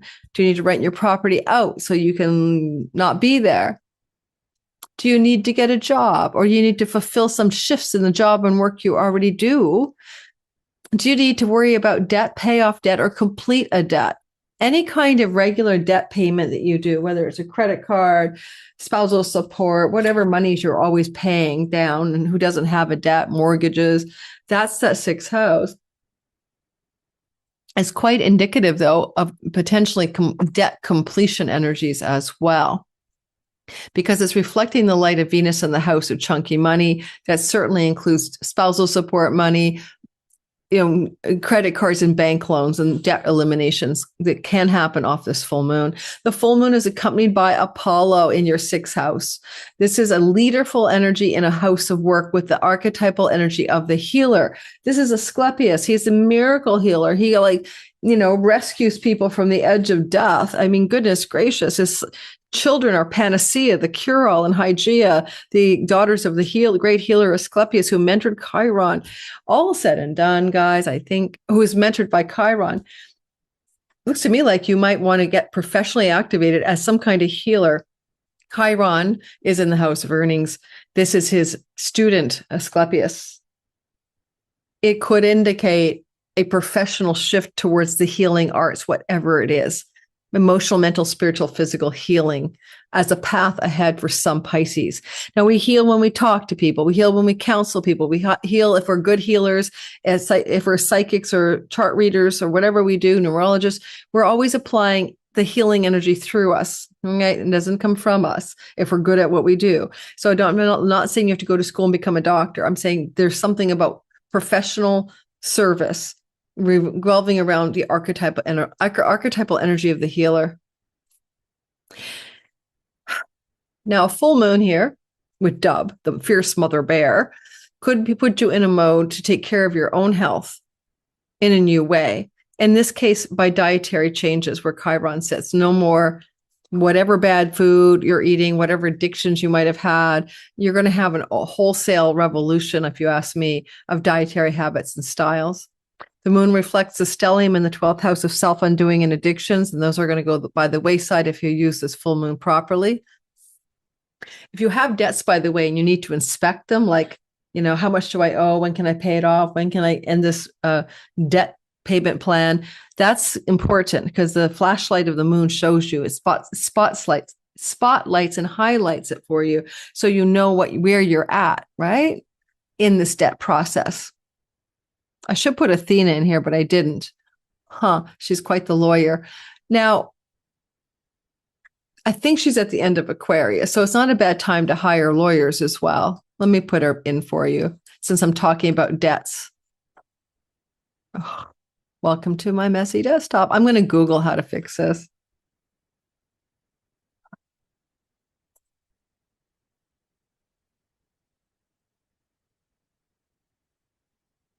Oh, no, she's moved into your first house. Forget it. That's Athena's placement right now. By the time this moon happens. Karmic debt repayments. It's kind of esoteric, but the idea that you might have past lives and you owe people from life situations that are no longer here. If you have to pay back a karmic debt, not a real life debt, yay. So you might feel like you're closing chapters in relationships in your life, and it can be any kind of relationship. You feel it's done, it's over, we were fulfilling that debt, is complete. That's the archetype of that story. Because it's reflecting that, like, not seen since 1994, 12th house stellium, and it is a house of isolation and ashrams and spiritual contemplation. It's a house of hospitals, because you isolate, jails, isolation. This containment isolation chamber of the 12th house is being reflected in the 6th house. It could be a matter of creating work in a private, alone space rather than being out in the public. It could be working on creative projects like books or art projects that are connected to your work when you are in your own solitude alone and doing that kind of stuff, right? Including publishing and writing according to that stellium. So that's a part of what you could be busy working on in your deep solitude space. But we make money from foreign countries, foreign people, and foreign lands, international revenue, borderless income, and digital income, that kind of almost like import, export, barter trade, but money that you make without a border. It's like we all do that on the internet who make money like me there. That's a stellium that could open up those types of money opportunities, or it could open up opportunities to become a trader or a stockbroker, or make money trading investments because of the trine to your 8th house. But it is that kind of money makes money, or money comes from all over the place, and digital income and all of that, money when you're sleeping because the service is selling or product is selling while you snooze. So those kinds of monies can be reflected in the livelihood house here. All right. Moon is the temple lord of the 5th house. This is going to indicate a potential focus because of Lord Jupiter on a following couple of themes. Even though we're talking about karmic relationships, karmic debts, pets, tenancies, and rentals, if there are any of these themes coming into fulfillment, and could include a change of home, right? Mercury rules your 4th house. It's being reflected by the moon, and it looks like a rental to me. It's going to also maybe involve your children, your grandchildren, or love relationships. So the change isn't motivated here, as far as I can tell, by a work opportunity as much as the other 3 things I just mentioned for Pisces, Sun, Moon, and Rising. Hello, Aries. I have a sun in Aries and a moon, so I can connect to our story. What we have in the sky is a stellium, not seen, by the way, since 1994, up here in the top of our 11th house of career gains, and a moon reflecting that in the 5th house of our romantic sexual love, our relationship to our children, fertility, and pregnancy. Now, this was a seed planting moon that happened back in July 24th, and now it's fulfilling and growing to a big bright spotlight. Okay. And over the next 6 months, it's kind of doing its show, and then it completes completely as it wanes. So I have an Aries rising daughter-in-law, or she's Sag rising, but she's an Aries anyway. She's Aries sun, I think. And she's pregnant, right? Since July 24th. And now there's a moon in her pregnancy house. Can just be representing a ripeness for delivery in July, which is the plan. So you can take this guy quite literally at times. You know what I'm saying? There is something about this energy of Apollo. And if you're an artist, an entrepreneur, a muse-inspired person, a performer, if part of you wants to lead or perform, create, use your natural talents and gifts in this life and bring them for fulfillment, the moon with Apollo gives you that very intense concentration and focus to do so. Apollo was the god of prophecy, by the way, as well as other things. And so creative and artistic things as well. So having this prophetic or creative Apollo leader energy here can open up doors of possible new levels of attainment in those areas of reality for you.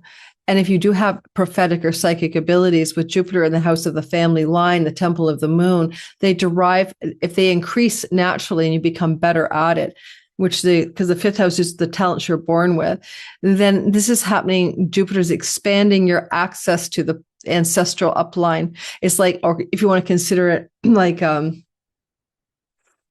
just as a metaphor, there's a well of ancestral abilities and talents, and you're dipping your bucket even deeper to get more of the freshest water there. And that includes artistic, creative, and prophetic or psychic ability. A moon here could be about pregnancy if you're young enough, or childbirth and a new child, being a parent, coming into your life over the next 6 months. Look for some excitement about that if that's something you're up to. And in your chart, this can also be you coming into grandchildren, because Jupiter in the temple of the moon means, in your 4th house, means more children in the family. And by the way, Jupiter rules your house of grandchildren, the 9th. So that's me as an Aries sun and moon. I'm going to have my firstborn grandchild. I'm so excited. I love the idea of being a grandmother so much. All of the enjoyment, none of the work. Now, if you are single and looking for a relationship as an Aries, especially rising, sun and moon can count as well, especially sun as well, if you're operating over 44 from your solar chart, then this can be a story of fulfilling a desire for a new relationship in romantic love, but also you might meet this romantic partner connected to, I don't know, Asteroid America, anyone, a North American, an American, it might be a doctor healer, might be protecting children like cubs, maybe a pediatrician energy leader. It's the same thing I talked about for the Aquarius with this in the 7th house. You 2 signs, Aquarius and Aries, I'm both, have this kind of vibe going on. Now, energetically, the moon also is going to be reflecting whatever this powerhouse stellium is. You might be more popular and be celebrating, influence over larger groups of people, having success in your career gains. And certainly the stellium for me has jacked my channel membership up and my subscribers dramatically. At 7,500 subscribers in 28 days, the stellium began to build about 2 weeks ago. So you're really noting that this is a time of success professionally. The gains, the accomplishments, the rewards of the work are quite strong. But it's interesting that the moon reflects that in the house of joy. And so finding enjoyment, pleasure, creativity, fun, enthusiasm, and inspiration in the way that this displays itself. It's not enough to be successful. You'll build a gilded cage of exhaustion. And I can tell you, I've done that before. You want to find the play work balance right in the sky. And this can be challenging because everybody's up here working hard, creating a great success story for you. Even a wealth yoga. Well, over here, the moon is like, can we just find some pleasurable art? Can we maybe do some canvas? How about like some pottery? Can I just do some acting? Can we just have some fun? Can we play some games? Yeah. The moon wants to play down here, and it's got this lot of attention, like it's reflecting a lot of busyness in the professional sphere. Advice in the moon, just take some time to find some enjoyable pastimes. That includes sex if you're married or you're dating someone you're sexually active with, and just romantic and pleasurable activities can be very powerful as a kind of antidote to this. There's a small possibility that romantic love, children or grandchildren matters could relocate you to a bigger, larger, more fancy and luscious, opulent home. Okay. Over the next 6 months, or have you participate in that kind of home over this next 6 months. Taurus, sun, moon, and rising sign. Big full moon light is shining brightly and brilliantly in your sky. And it's telling me that you have planted a seed probably back in around the last week of July. Maybe you planted a seed around property and land. Maybe you were thinking, last July into August, I need a new home, a better home, more fun in the home, and more contentment in the home. Maybe I need more professional success in the home. Something wants to happen to do with your nest. And this happens every year, new moon, full moon, but not in this intense way because of a stellium in your 10th house of career. Now, Leo is a playful sign, and it could be fun and play and enjoyment in the home with a leaderful life force generating Apollo, dove, vitality and life force, and mama bear energy of the nest, being the mama bear of your nest. And of course, healing. Now, healing can be metaphorically there, like you want a home that feels healing. You could be healing things to do with your ancestral line. Your own mother might be, this is the house of the mother with the moon, the mother. Your mother may be going through this revitalization, leaderful, and healing time in her life. And you or she may be clearing ancestral line sludge on a full light flashlight on the ancestral patterns, particularly matrilineal, that don't really serve you or your mom if she's around. Now, another quality of this Taurus story is the moon is the home and the house of the home, and it's full. Go back to July 24th, add about 3 or 4 weeks. What were you contemplating about nest, home, property, dwelling place, domicile, where you live? You might have planted a seed there, an intention or a thought or a wanting to home yourself in a different place, basically. Jupiter is going to do that because Jupiter is in the house of your neighbors, neighborhood, everyday environment. He's retrograde and he's expanding. Retrograde means he might be offering you a chance to relocate your home to another neighborhood or another city. But I think the retrograde could be baking in the idea that it's a place that you've lived in the past. So you wouldn't just pick up and move to, if you've never lived in that town or that area of town, you're very likely not to want to do it. You'll be moving to some place you've been before. So my Taurus sun daughter, yes, she's moving in March. So this moon is reflecting what's already happening to a neighborhood that she moved to when she was little. When we moved to Canada, she was in that neighborhood, right? For the first, I don't know, until like she was about 13 or something. So she's going back to a different neighborhood than she lives now, but it takes her back to the past, Jupiter retrograde. The good news, any moves any Tauruses are going to do. So listen in to me, all right? because you tried to plant a new moon, new home seed, some of you, back in July, or a better home, or better things in the home, or better neighborhood relations, or better fun in the home connected to social groups and belonging in my neighborhood. These are interconnected. This is powerfully positive because Jupiter is a benefic exalted. So understand that any relocation you make in the next 6 months, and certainly in the next month, my daughter's moving March 1st, is going to open up an incredibly positive experience for you. You will not regret a move. It will be the right time, the right place, and the right choice. Now, this looks like your public reputation and career space is very distracting from the quietude you might want and the comfort of your home. If you have to commute to work, for example, that might be under your skin and you're not happy with that, because Venus says that could be a problem here. And part of the thing about the 10th house stellium, where it's powering you up for change in your career and activation of power and success in your career, not in reputation, not seen since 1994, 95 energetically, you're coming back to that time frame, especially 1990, especially roughly around this time in 1994. You are literally busy as all F. What the hell are you doing in that career space? Are you multitasking? Does the boss have you doing 1,000 things? Are you confused about which direction to go? Or do you have a lot of competing ideas, Mercury, that sound beautiful, but you're confused as hell? Mars is the action-taking decision maker, is not visible till mid-March. And so regarding career matters, this looks like a stellium that will leap you into a new career or a new job. When? Well, probably in the next few months, but you're waiting for Mars to show his light in the sky. That's not till the 17th of March. So while you may be plotting world domination or escape from a certain job or career direction or wanting a change, there's probably not much chance that it'll show up easily until mid-February when Venus is visible. And then again, even further, mid-March when Mars is visible. But you can see the clues that could happen. And it could be for you that a change of home makes your work better. A change of work makes your home better.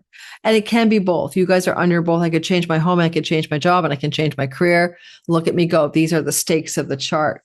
And your relationship status is here. You could get into a new relationship and change your home because of that. Or a new relationship partnership, someone could move in with you. And if you're single, you can meet a new relationship partner, move in with them, or they move in with you, or move to where they live. A lot going on here regarding home, relationship, and career in the next 6 months. The moon activates all of that story in a radical and rare kind of sky. So enjoy the ride. Let me know how it goes. I like Apollo in the 4th house if you want to lead from home. So it's a very good placement if you want to do more work in and from your home, okay, rather than being in an office or at the office all of the time. And you could, in the next 6 months, engineer a home-based operations and not have to go into the public to do your job, but have a job that lets you work from home. If you were a Gemini, sun, moon, rising, my sun's progressed here. Solar progressions and ascendant are important, but not as important as the natal chart. But you can use both. Come study with me. You can find, Gemini, that a light is shining in your 3rd house from a seed light planted back in July 24th. This is now fulfilling itself as a spotlight and a fulfillment and a harvesting and a ripening in the 3rd house. What seeds did you plant regarding writing, teaching, communicating, marketing, selling, and social media in July? How is that fulfilling, harvesting, and ripening as we speak, as of February 1st, new moon? Partly, I can say, as a Gemini sun, that's my career, sun, career, moon, home, right? Rising, your identity. I said, I can't do this by myself. I need to get help. I was overwhelmed by how much I was doing alone. And I ended up finding people to help me. And I couldn't believe how beautiful it happened. I had helpers for my Sky Reader class. I got a guy now doing shorts for me. I expanded and got a thumbnail guy. I got employees off of this because I'm a 3rd house businesswoman, right? Online, social media, writing, teaching, marketing. So it all fulfilled itself. It has been fulfilling itself since the seed planting. So you guys compare. This is also planting seeds regarding siblings, short distance travel. And for some of you, it may change your neighborhood, especially the rising sign Gemini, with the south node letting go of one home or one nest. And this can be a fulfilling home light, new light in a house of a new city, a new town, a new neighborhood. Now, I love my place and I don't particularly want to move, but this is my sun. So any moves I do would be kind of more connected to my career as a matter of principle. It also is a lunation that could bring you into an important narrative regarding a sibling and the word healer and healing. Now, if you have a healing sibling, like they work in a healing field, that's all that's pointing to, or a sibling may be going through a time of attempting to heal a challenge to their body, their health, mental, emotional, or physical. And it may be a moon that sheds light on your sibling having a hard time and having to work on the healing stories, right? That's all. It is a moon, though, that reflects the stellium in the ninth house. And this is foreign lands, foreign shores, and foreign travel, meaning, purpose, and dharma, being aligned, book traveling, book publishing, from a writing house, right? A fulfillment, a light in a house of writing, shining brightly, reflecting brightly the publishing industry house. So, yeah. If you are looking at letting go of a home and rehoming can connect you to cousins and siblings, and reasons to rehome maybe those stories. Also, children and grandchildren. So rather than moving for like a new job or something, you might be moving for family-based reasons.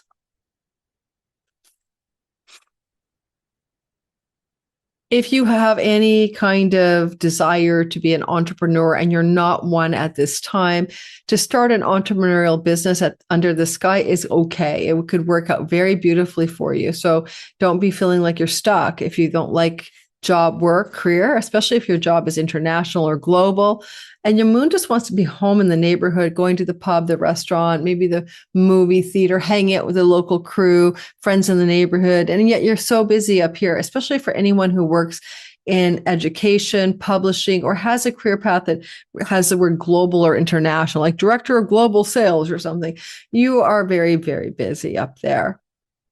There's pilgrimages in the sky. Moon could say, invite you to spend time, shining a light on spiritual quests, seeking, and pilgrimages. Don't think literally like I'm going to the El Camino. I'll never do that again. But like seeking travel for spiritual illumination. Okay, that's the vibe. And in the next 6 months, more than one travel opportunity will emerge connected to spiritual illumination in some kind of way. The moon is the ruler of your second house of speech and earnings and resources financially. Yay, you. The moon can help you increase quite dramatically your finances and career story through writing, teaching, speaking, traveling, questing, seeking, spiritual deepening. Yeah.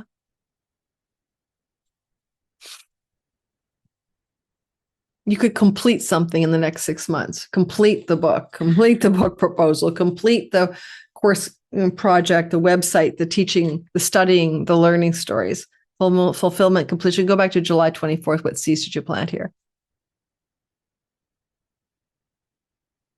All right, you're last because I started with Leo. Hello there, Cancer, Sun, Moon, and Rising people. It looks to me like you've got a huge story going on here. I love this story. What do I like about it? I like that you're going to be making more money because a full moon is fulfilling and harvesting and reaping some rewards in a money and earnings house. And so if you are looking at it from the seed planting of July 24th, think about work, livelihood, finance, money, earnings, and possessions. And what is it that you want to change in a leaderful way right here, full of life and vitality and fierce mama bear energy. With America, some of you can make money internationally. If you're not from America, you might be drawing on North American money-making schemes or serving clients or people in another country like North America. The energy, though, is also strongly supportive of reflecting your chunky money story into the house of earnings. I don't know how you're going to do this stellium that hasn't happened since 1994. This could be a retirement house even. So you might put to rest or to bed one way of earning money and begin to fulfill a desire to earn money in a different new way. This is the healer. I don't know if you want to become a healer professionally or you're going to retire the healer professionally because of the sky. You could be a mental, emotional, physical healer in professional activities. And all said and done, the moon wants to amplify a focus on money. There may be money coming off of the sky from property sales, from home, from ancestral line, Money could come to you through those parts of the sky, the chunks of money that you may come into. But then on the other hand, there's almost a kind of light of the moon boldly declaring, don't forget there's an eclipse in your money house too, right? Coming up in August, boldly declaring some changes that are being made in the money story and the earnings story. I see a lot of you changing as an ending and completing one particular financial earnings mechanism, vocation, or path. You want to be more purposeful and aligned if you're making money. If you're retired or you don't have a job or need one, then you might be making some significant dietary changes because you have a spotlight on health and on what you put in your mouth. And this Asclepius is for health and wellness and healing and medical stuff. And this can be also things to do with your face, nose, and teeth, as well as facial appearance and even throat and healing. Okay, and healing. A spotlight shows you what you need to heal.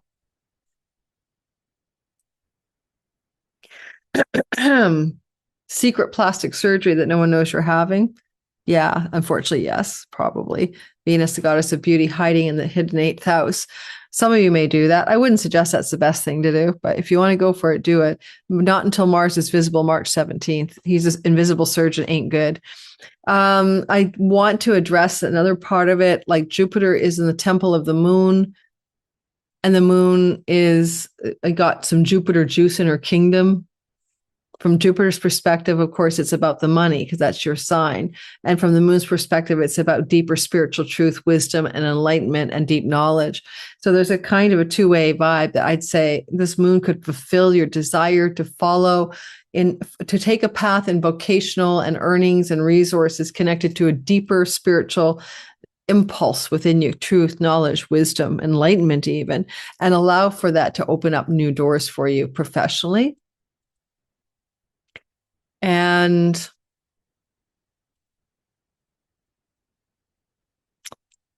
I like the idea of the stellium opening up opportunities for your money and earnings and resources, maybe leading to a new home.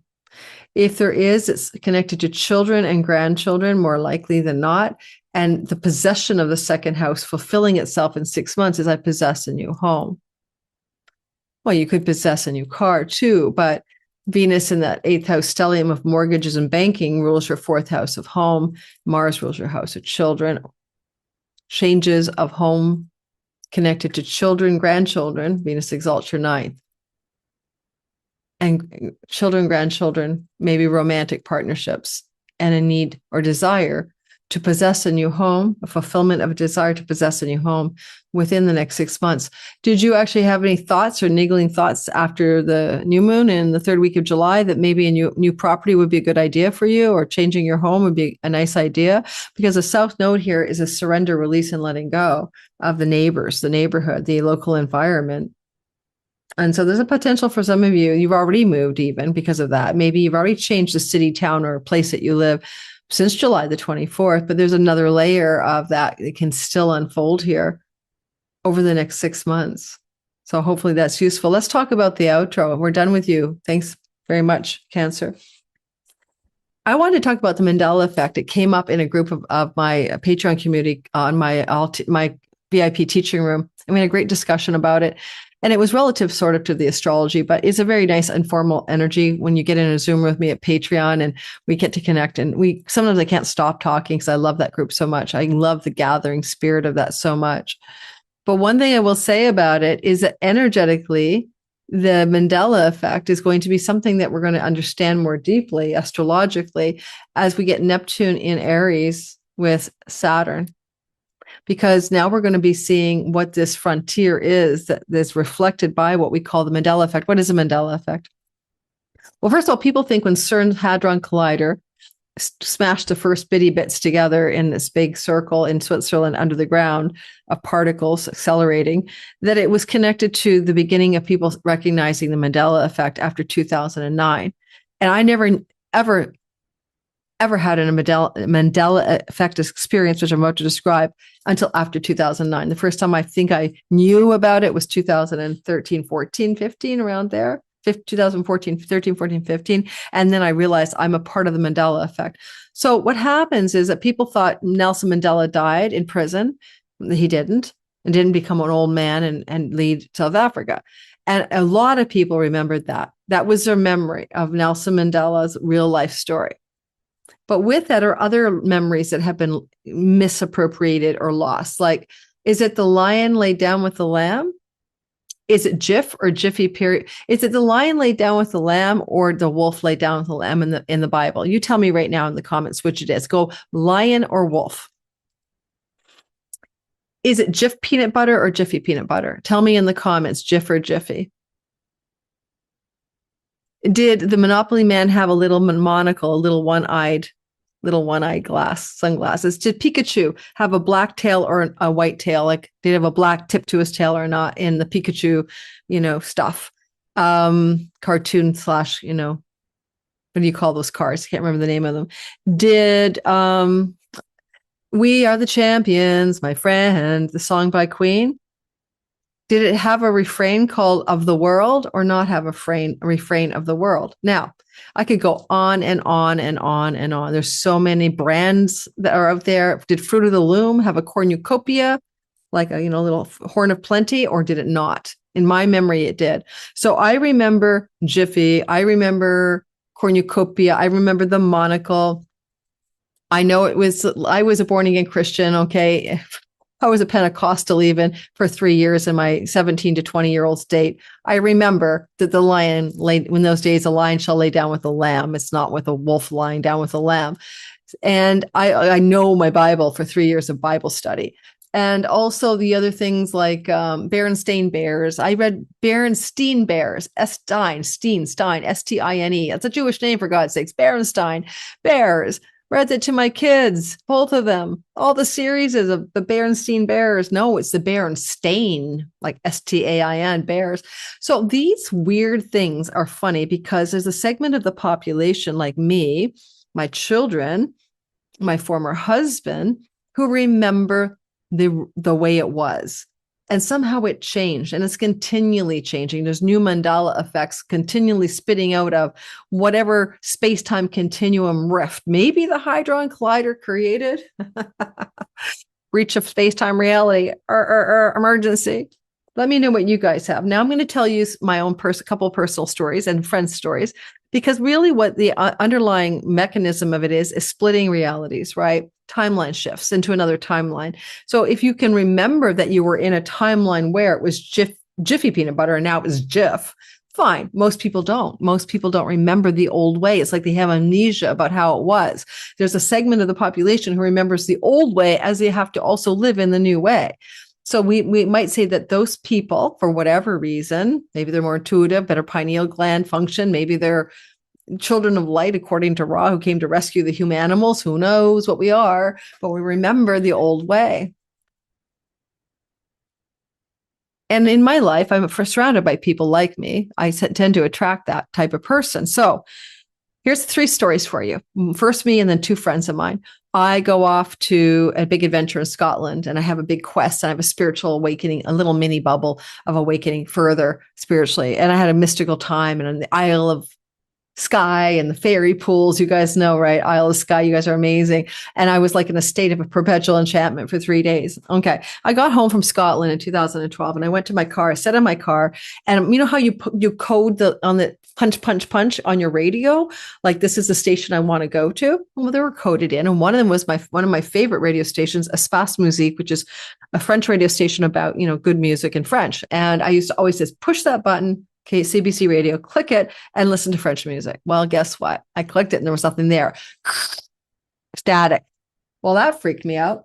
I called my friend, Sean, who put me onto the channel, and said, Sean, where the hell did our channel go? He goes, where it's always been, Lori. I go, what do you mean? I've got this preset. It's like, I'm going to make up something because I can't remember. It's always been, I said, it's always been at 1.1 on the FM dial. He goes, no, it's always been at 1.7 on the FM dial. I'm making the numbers up. And I'm saying, you're kidding me. I moved my dial and it was there, but the preset button had it at the old place. Something changed. I remembered the old, but I now had to contend with the new. I slipped into a timeline that was different. Now, conscious awareness of the old timeline and the new timeline is what I had, right? I still have that all the time. I know that I remember something differently. And these timelines are continually diverging in the multiverse, right? Make a choice, split into a parallel timeline. Different stories unfold. If you haven't read the book, The Midnight Library, it covers that theme as well beautifully. And it's a very enchanting and amazing fiction book.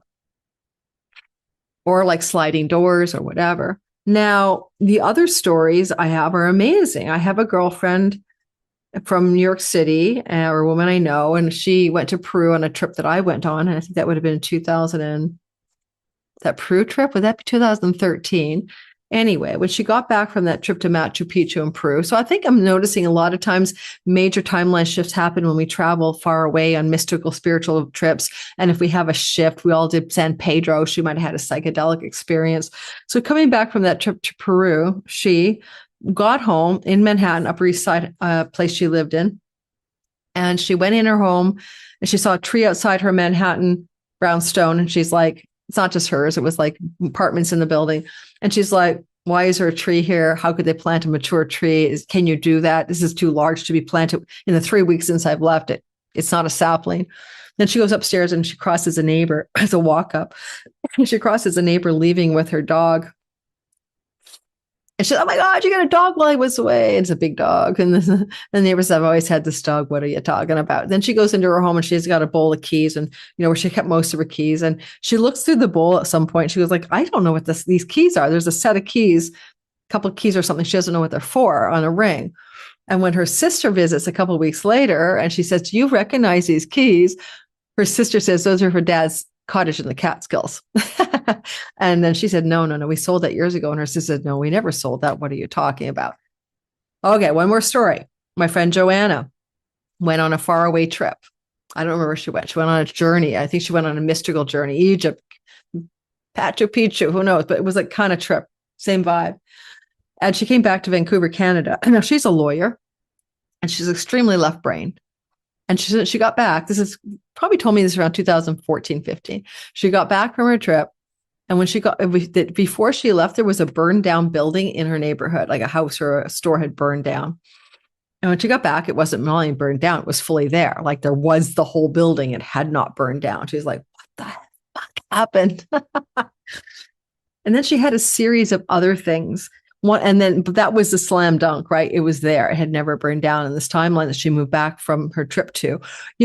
Sometimes it'll be a missed memory. Like you'll have a memory with a sibling or a friend, and your memory is good on this one. Like we're not talking about when I was 2, did this happen? And they don't remember it at all. And in fact, they have not such memory. And if they do have any memory of that time, it's such a completely different story that you're like, there's no possibility that who's wrong here? And I think sometimes the Mandela effect, we're always thinking we're misremembering. There must have been a fruit of the loom. There must have been a monocle. I remember a cornucopia and a monocle on the Monopoly Man. I remember one funny story, like a girlfriend of mine, I went on a trip, I don't remember what happened. I hadn't seen her for a while, but I hadn't seen her for like 4 months. She has always had hair that was about here, shoulder length. And then when I saw her a couple months, 3 months later, her hair was down to the bottom of her back, which is impossible. And I'm like, what happened to your hair? She says, what do you mean? I said, it's extremely long. She said, it's always been this way. You can't grow hair that fast. And she did not have extensions. So looking for places, or you lose a key. I got a great one. I was in Montreal. I could not find my key one time. And another time I couldn't find my mouse. The mouse has a pouch that always goes in my briefcase. And it's just a briefcase. And the key was an antique key I bought while I was in Montreal. And both of those times, the key was on my nightstand. This is 2 separate trips to Montreal. I came back from a restaurant and markets at Atwater. I was on a journey. I didn't live there. I wasn't living there yet. And the antique key was gone from my nightstand. And now I wasn't leaving that unit that I was in, this Airbnb, for another day or so. So I just thought, oh my God, it's gone. I thought maybe, I didn't think the owner would come in and take my key or whatever. I didn't know what happened to it. But the next morning I got up and I was doing things. I was packing and I looked at the nightstand and the key was right back there. No, I mean, it was right on the table where it wasn't the day before. And believe me, I scoured the whole room the day before. Or the mouse was in the briefcase. This was in my briefcase on the trip. A lot of trips activate this. And I got home from the trip because I used the mouse on the trip and the mouse was gone. And I turned the briefcase upside down, shook it out. I went out and bought a new mouse because I had to have it for my Mac. About a week later, I was digging in my briefcase that I had turned inside up and upside down, and the mouse is back again. How do you account for that? We're talking about gravity. It's not a big briefcase. It's got like 3 sections and it's easy to open and turn upside down, and it was not there. So to me, those are derivations of the Mandela effect, because there's a reality where the mouse is lost, the key is missing. Maybe I never even bought it. It wasn't on the table. Then I come back and it's there. I'm in the reality where it never got lost, or it was bought, or the mouse was never misplaced or lost or stolen.